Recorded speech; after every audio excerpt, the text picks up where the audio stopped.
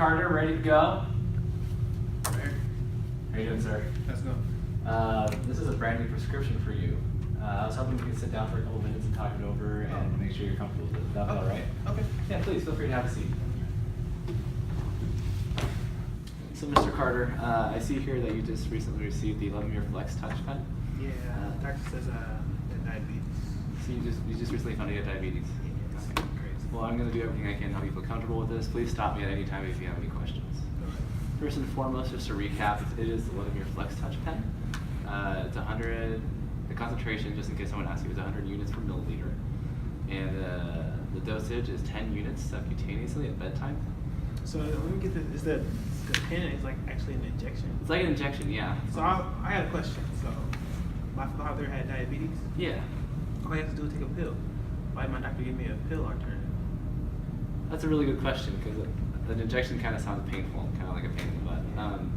So what happens, there's different types of diabetes, and your father probably has type 2 diabetes, and the sort of the physiology and the way the disease state is, he can take pills for it because it helps his pancreas create more insulin. Your diabetes, or type 1, it just can't create insulin anymore, period. So we have to inject the insulin because you can't take insulin by the mouth. I don't know, does that clarify? Is that Yeah, okay? kind of. Yeah. Perfect. So steps on how to make sure you're doing your injections correctly and getting your medication. First and foremost, you're going to make sure that you're washing your hands and cleaning the injection site really good because you want to avoid infection. You clean the injection site with alcohol swabs. Injection sites in general, I don't think I reviewed that with you before, but you can use your abdomen, your arms, arms, your thighs, and your buttocks. Those are all areas. The abdomen's preferred. It enhances, it's best for the medication, but all of them work just fine. After you've cleaned the area, your hands and with the alcohol swab, you're going to do what's called priming the pen. You're going to set it to 2 units. You're going to press down on the plunger. That's just to make sure it's working. Some fluid will come out. You'll see that it's good, and you're good to go. In the rare case that the fluid doesn't come out, the pen's not working correctly, and you need to call us or someone that knows about it, get it fixed, or get a new pen.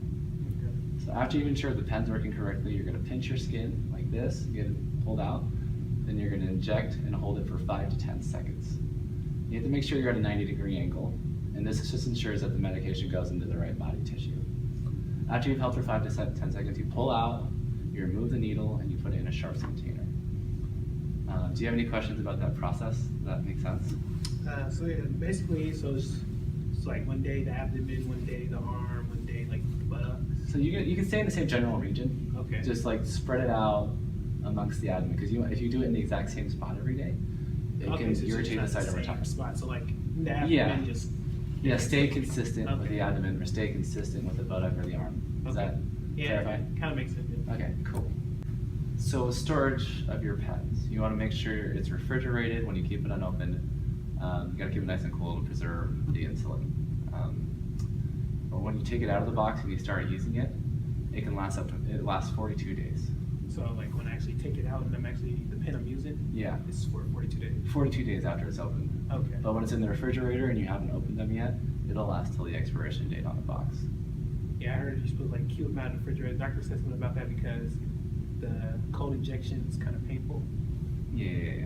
So when the pen is in use, you don't need to refrigerate it anymore. Okay. You keep it at room temperature. Okay. But the pens you're not using, you keep in the refrigerator. Okay. Does that make sense? Yeah. So in managing your diabetes and taking this medication, there's all sorts of potential side effects or things that can happen. I just wanted to walk you through a couple of them to make sure you're ready. First, I'm sure your doctor talked to you about hypoglycemia. What is hypoglycemia? Hypoglycemia. So when you have diabetes, your blood sugar tends to be really, really high because your body can't take in the sugar. Hypoglycemia, now that we're putting insulin in, your body's going to start absorbing the sugar, so it can make your blood sugars go too low. Oh, so like low blood sugar. So it's like the opposite. Yeah, Okay. yeah. And some of the symptoms of hypoglycemia, just so you can kind of know when you have it. You can have shaking, sweating, anxiety, dizziness, hunger. I know this is a long list, but like you'll remember when you feel it. Hunger, your heartbeat can increase. Your vision can become blurred. You feel tired. You have a headache. You get irritable. Those are just some of the things. So it's like I said, like diabetes patients, like they pass out kind of. Yeah, yes, just because when you have such little sugar in your body just can't be powered anymore, so they sort of get so tired that they pass out. Does that make sense? Yeah. So when you're feeling this hypoglycemia, you gotta manage it, you gotta treat it. And the way they tell you to treat it is by taking what's called quick sugars. Also like a snack or something, like a Snicker bar. Not necessarily Snicker bar. They recommend some very specific things because they want the blood sugar to get into you real quick. And things like Snicker bars, Twix, and candy stuff like that, they have a lot of other stuff. That doesn't necessarily help you manage your sugar levels immediately. So some of the things they recommend are like a glass of orange juice, Gatorade, even like a Lifesaver because that's a really simple candy. Or you can even keep glucose tabs on you. So it's literally just pure sugar. After these events, after you feel all those symptoms I described, it's important that after you take the quick sugar or the treatment, that you check your blood glucose after 15 minutes to make sure it's okay, because you want to be safe and make sure it feels good. And what you're going to look for is you want your blood glucose to be above 70 mg per dL. Okay. And if it's above 70, you're okay, you're good to go. If it's below 70, you need to take a little bit more sugar. Okay. Does that make sense? That makes sense. More Awesome. sticking, pricking. Yeah, it's the life of diabetic. You'll learn to manage it. Another thing to look out for with diabetes is weight gain.